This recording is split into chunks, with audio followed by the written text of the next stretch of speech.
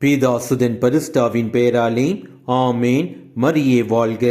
இன்றைய இறைவார்த்தையை கேட்டும் உலகக் கவலையும் செல்வ மாயையும் ஏனைய தீய ஆசைகளும் உட்புகுந்து அவ்வார்த்தையை நெருக்கி விடுவதால் பயனளிக்க மாட்டார்கள். The cares and anxieties of the world and destruction of the age and the pleasure and delight and false glamour and deceitfulness of riches and the craving and passionate desire for other things creep in and choke and suffocate the word and it becomes fruitless. Mark நற்செய்தி அதிகாரம் 4 வசனம் 19. உலகத்தில் வாழ்பவர்கள் எல்லோருக்கும் கவலைகள் இருக்கும், பண தேவைகள் இருக்கும். ஆனால் இவற்றுக்கு மட்டும் நாம் வாழ்ந்தோம் என்றால் மகிழ்ச்சி இருக்கும். ஆனால் மனதில் உண்மையான சமாதானம் இருக்காது. ஏனென்றால் சுயநலம் நம்மில் ஓங்கி நிற்கும்.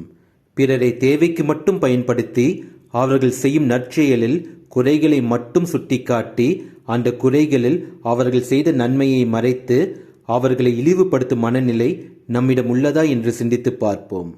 இந்த செயலும் ஒரு சுயநலம்தான், இதுவும் ஒரு பாவம்தான். இப்படி நாம் வாழ்ந்திருந்தோம் என்றால் அதற்கு மனம் வருந்துவோம். பிறர் நமக்காக படும் கஷ்டத்தை உணர்ந்து அவர்கள் வேதனையையும் கஷ்டத்தையும் கேலி செய்யாமல் அவர்களுக்கு ஆறுதலான வார்த்தைகளின் மூலம் நாம் நம்முடைய அன்பை பகிர்ந்தோம் என்றால் நம் வாழ்வில் நமக்கு நம் கடவுள் இயேசு கிறிஸ்து கொடுத்த இறை வார்த்தை உயிருள்ளதாயிருக்கும். இல்லையேல் அந்த இறை வார்த்தை உயிரற்றதாய் இருக்கும். இயேசுவுக்கே புகழ். மரியே வாழ்க. ஆமேன்.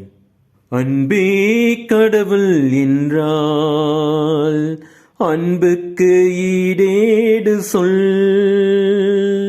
அன்பே இன்பம் என்றால் அன்புக்கு விலையேது சொல்.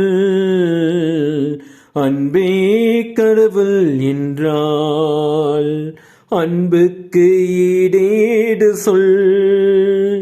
இறைவாக்கு சொல்வரமும் அன்புக்கு ஈடாகுமாம். இறைவாக்கு சொல்வரமும் அன்புக்கு ஈடாகுமா. மறைபொருள் உணர்பொருளும் அன்புக்கு ஈடாகுமாம். அன்பே கடவுள் என்றால் அன்புக்கு ஈடேடு சொல். அன்பே இன்பம் என்றால் அன்புக்கு விலையேடு சொல்.